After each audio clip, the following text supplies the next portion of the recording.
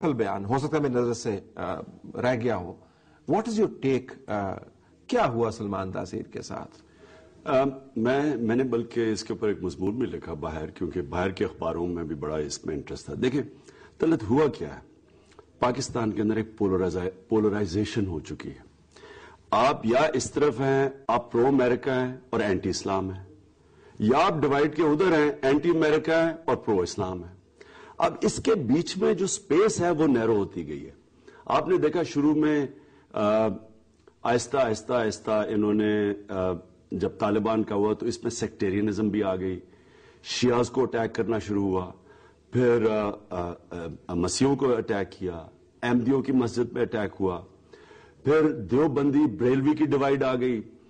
जो लोग कहते थे कि खुदकुश हमले गलत हैं, गैर इस्लामी हैं, उनको उन्होंने एंटी इस्लाम करवा के मस्जिदों में मारना शुरू कर दिया।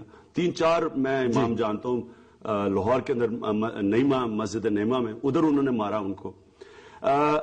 फ्रंटियर के अंदर एएनपी को कि जी क्योंकि आप प्रो अमेरिकन, आप एंटी इस्लाम है, एएनपी के लोगों को मारना शुरू कर दिया। फिर लश्कर बनाए गए कबायली इलाके के अंदर कि जी ये वो प्रो गवर्नमेंट प्रो अमेरिकन, उनके खिलाफ खुदकुश हमले जायज हो गए और उनको खुदकुश हमले किए गए। तो ये जो डिवाइड है ये एक और नैरो हो गई है। और मुझे खतरा ये है तलत के जो मैंने हाल देखा है सलमान तासीर के असैसिनेशन के बाद, जो मैंने देखा है पाकिस्तान में, ये और ज्यादा स्पेस कम हो जाएगी। जावेद गांधी आज मलेशिया में बैठे हुए हैं, वो पाकिस्तान में, और वो जावेद गांधी आप उनके व्यू से एग्री करें या ना करें, बहरहाल है तो एक इस्लामिक स्कॉलर, वो अपने व्यूज नहीं पाकिस्तान में दे सकते, वो जाके मलेशिया में बातें कर रहे हैं।